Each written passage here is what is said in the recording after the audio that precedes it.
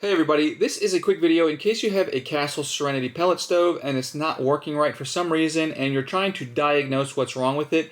The stove itself gives you this very powerful diagnostic tool. I'm going to show you how to access it and what it means real quickly. This is only going to take about a minute. So basically, this is a diagnostic menu that you can access via the screen on your stove. All you need to do is press and hold the enter button and you will get it will open the set data menu, which you're probably familiar with. And from there, you're going to scroll down to option number 6. And option number 6 is this diagnostic menu. So you'll hit enter and it will open the menu. And you'll see it has all of these things and with either a black dot or an open circle next to it. And that basically means if there's a black dot next to it, that means the diagnostics on it indicates that everything is okay. And the open circle indicates that there is a problem. So I'll just go real quickly through what these mean. So the fire is that the fire ignition is working properly. The exhaust, as you might expect, that the exhaust is working properly. The limit is actually that the hopper is closed properly.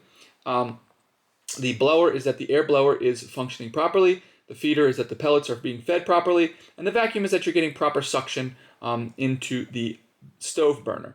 And then you have your two NTC1, NTC2, which is your two temperature controllers. So NTC1 is the internal one, which basically senses that there's a fire inside the burner when there's supposed to be or not. And the outside one is basically your external thermostat.